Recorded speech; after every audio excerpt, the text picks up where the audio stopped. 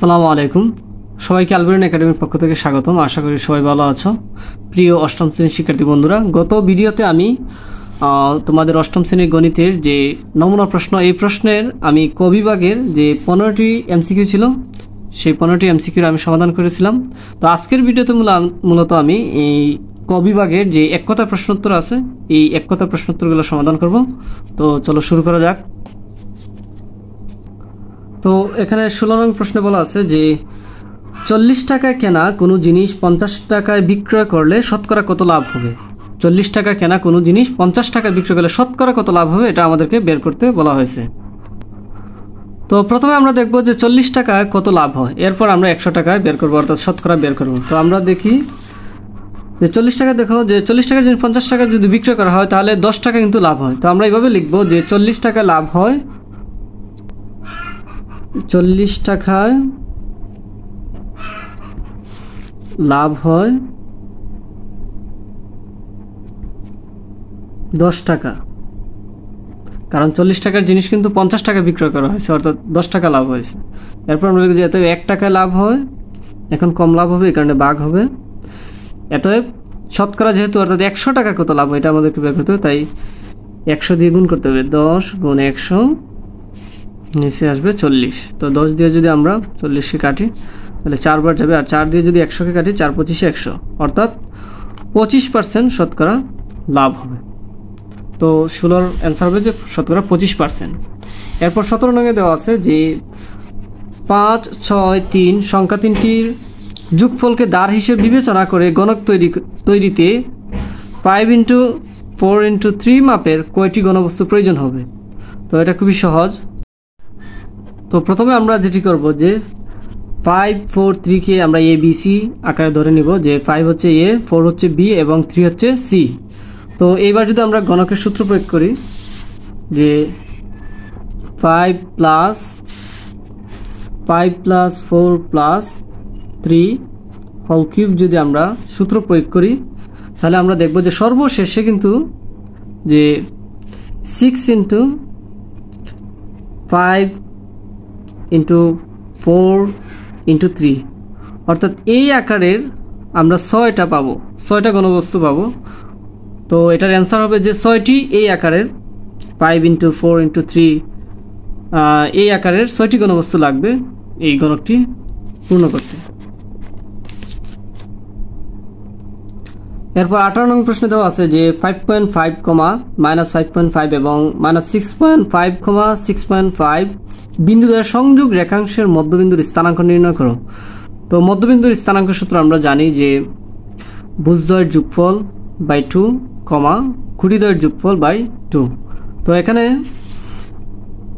5.5 হচ্ছে একটি ভুজ এবং -6.5 হচ্ছে আরেকটি ভুজ। তো এটা হচ্ছে যে ধরে নিতে হয় যেটা x1 এবং এটা হচ্ছে x2, আর -5.5 হচ্ছে খুঁটি, এটা হচ্ছে y1 এবং 6.5 এটা হচ্ছে আরেকটি খুঁটি, যেটিকে ধরে নিতে হয় যে y2। তো প্রথমে আমরা সূত্র প্রয়োগ করব, যে সূত্র হচ্ছে যে ভুজদ্বয়ের যোগফল। তো এখানে ভুজ আছে, প্রথমে আছে 5.5, এরপর আমরা প্লাস দিব, আর এখানে আছে যে -6.5, তো -6.5 আর নিচে হবে 2, আবার খুঁটিদ্বয়ের যোগফল। তো খুঁটি এখানে আছে -5.5, প্রথমে যেটি দেওয়া আছে -5.5 প্লাস, আর এখানে খুঁটি হচ্ছে 6.5/2। এটা হচ্ছে যে দুইটা বিন্দুর মধ্যবিন্দু নির্ণয় করা স্থানাঙ্ক সূত্র।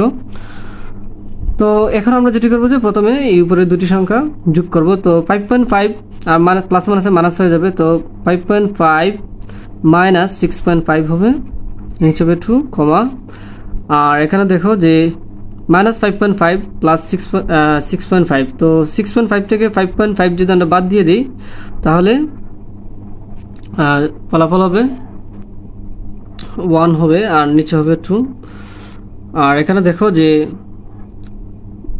5.5 থেকে যদি আমরা 6.5 পিক দিয়ে দিই তাহলে আসবে যে -1। এখন 1কে যদি আমরা 2 দিয়ে ভাগ করি তাহলে আসবে -0.5, এখানে আসবে 0.5, অর্থাৎ এটি হচ্ছে যে মধ্যবিন্দুর স্থানাঙ্ক যে -0.5, 0.5। আশা করি বুঝতে পারছো। প্রথমে যেটি করতে হবে যে বুঝদ্বয়ের যোগফলকে 2 দিয়ে ভাগ করতে হবে, এবার খুঁটিদ্বয়ের যোগফলকে 2 দিয়ে ভাগ করতে হবে, তাহলে আমরা পেয়ে যাবো যে দুইটা বিন্দুর মধ্যবিন্দুর স্থানাঙ্ক। এরপর 19 নং দেওয়া আছে যে একটি বাইনারি সংখ্যা দেওয়া আছে এবং বলা আছে সংখ্যাটির MSB এর স্থানীয় মান কত। তো MSB হচ্ছে যে মোস্ট সিগনিফিক্যান্ট বিট। তো আমরা জানি যে সর্ববামে যে সংখ্যাটি থাকে সেটি হচ্ছে MSB বা মোস্ট সিগনিফিক্যান্ট বিট। তো আমরা এই 1-এর আমরা স্থানীয় মান বের করতে হবে। তো স্থানীয় বের করার একটা নিয়ম আছে যে প্রথমে আমরা মনে করি এই বাইনারি মানটা আমরা লিখে নিই যে 1 0 1 1 0 1। তো এটা এইভাবে ধরে নিতে হয় যে মনে মনে যে এখানে 0 পাওয়ার, এখানে 1, এখানে 2, এখানে 3, এখানে 4, এখানে 5। তো যেহেতু 1-এর উপর 5, তো এটা এইরকম হবে যে 1 × 5, অর্থাৎ এটি হচ্ছে যে এই 1-এর স্থানীয় মান যে 5। আশা করি বুঝতে পেরেছ। তো এখন দেখি আমরা যে 20 নম্বরকে কি বলা আছে যে কোনো বৃত্তের ব্যাস 7 সেন্টিমিটার হলে এর পরিধি কত। তো ব্যাস দেওয়া আছে, বৃত্তের ব্যাস। তো আমরা জানি যে বৃত্তের পরিধি হচ্ছে 2πr, আর মান হচ্ছে ব্যাসার্ধ। তো ব্যাস দেওয়া আছে, ব্যাস মানে আমরা জানি যে 2r, 2r = 7। তো আমাদেরকে বের করতে হবে 2πr এর মান কত। তো যেহেতু 2r এর মান দেওয়া আছে, তো আমরা 2r কে পাশাপাশি লিখি আর পাইকে একটু সরিয়ে লিখি, তাহলে হবে যে 2π মানে হচ্ছে 7। যেহেতু 2π মানে এখানে দেওয়া আছে যে বেশ 7 দেওয়া আছে, তো 2π এর জায়গায় আমরা 2r এর জায়গায় আমরা 7 লিখবো আর পাই এর পাই। তো এটার आंसर হবে যে পরিধি হচ্ছে যে 7π। আমি আবারও বলতেছি যে দেওয়া আছে বৃত্তের ব্যাস। তো ব্যাস আমরা জানি যে 2r দ্বারা প্রকাশ করা হয়। তো এটা হচ্ছে ব্যাস হচ্ছে যে 2r সমান হচ্ছে 7। আর আমরা জানি যে বৃত্তের পরিধি হচ্ছে যে 2πr, পরিধি সমান হচ্ছে 2πr। তো দেখো 2r কে যদি আমরা পাশাপাশি লিখি আর r কে একটু ডান পাশে লিখি কোনো অসুবিধা হবে না, কারণ গুণ আকারে যদি থাকে তাহলে স্থান পরিবর্তন করা যায়, কোনো মানের কোনো পরিবর্তন হয় না। তো 2r দেখো এখন 2r সমান দেওয়া আছে যে বেশ অর্থাৎ 7। তো আমরা 2r এর জায়গায় আমরা 7 বসাতে পারি আর পাই এর পাই। তো এটা হচ্ছে যে পরিধির মান যে 7π। আশা করি বুঝতে পেরেছো। তো এরপর দেখি আমরা কি দেওয়া আছে যে 21 নং দেওয়া আছে যে 8% হার চক্রবৃদ্ধি মুনাফায় 10,000 টাকা 5 বছরের জন্য বিনিয়োগ করা হলো। প্রতি 6 মাস অন্তর মুনাফা হিসাব করা হলে চক্রবৃদ্ধি মূল নির্ণয়ের সূত্রে n এর মান কত ব্যবহার করতে হবে। তো এখানে দেখো বলা আছে 5 বছরের জন্য বিনিয়োগ করা হয়েছে আর প্রতি 6 মাস অন্তর। তো 1 বছরে কয়বার দেওয়া হবে? 2 বার। তো যদি 1 বছরে 2 বার হয় তাহলে 5 বছরের জন্য মোট 10 বার দিতে হবে। এই কারণে n এর মান হবে 10। এটা খুবই সহজ, যেহেতু প্রতি বছর প্রতি 6 মাস অন্তর অন্তর, তো 1 বছরে 2 বার দেওয়া লাগবে। তো 1 বছরে যদি 2 বার হয় অর্থাৎ n এর মান যদি 2 হয়, তো 5 বছরের জন্য হবে যে n এর মান 10। আশা করি বুঝতে পেরেছো। এটা 21 অ্যান্সার হবে যে 10, অর্থাৎ n এর মান হবে 10। এরপর 22 নম্বরে দেওয়া আছে যে 0,0 এবং 4,0 বিন্দুগামী সরলরেখার ডাল। তো দুটো বিন্দু দেওয়া আছে, এই দুটার আমরা ডাল নির্ণয় করতে হবে। তো ডাল নির্ণয়ের সূত্র আমরা জানি যে খুঁটিদ্বয়ের অন্তর ডিভাইডেড বুজদ্বয়ের অন্তর। তো এখানে এই 0 এবং এই 0 হচ্ছে যে x এবং y ধরে নেও, যে এটা হচ্ছে যে x1 এবং এটা y1 আর এটা হচ্ছে x2 y2।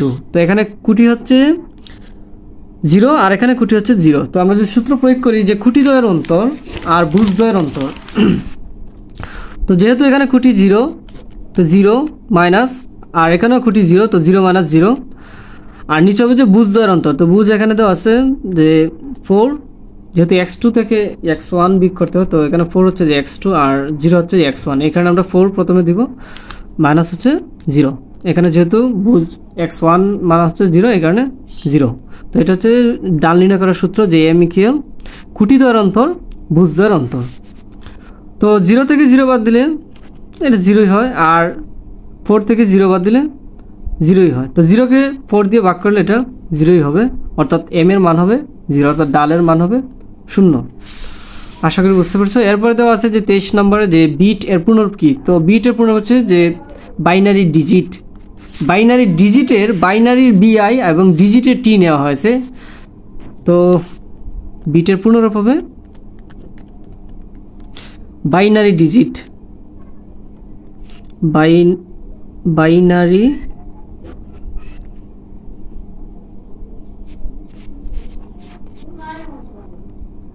Binary digit.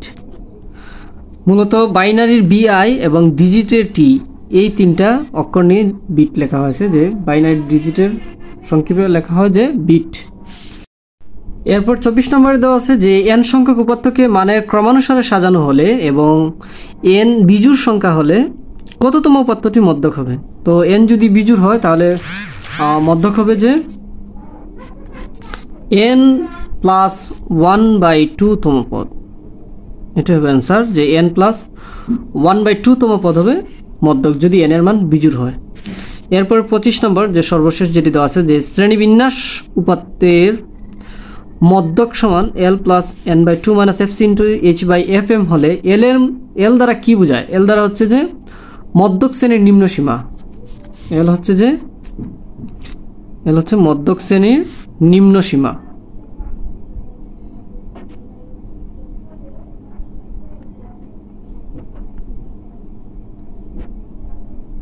মধ্যক শ্রেণীর নিম্ন সীমা। তো আশা করি বুঝতে পেরেছ। তো আজকে এই পর্যন্ত। আল্লাহ হাফেজ।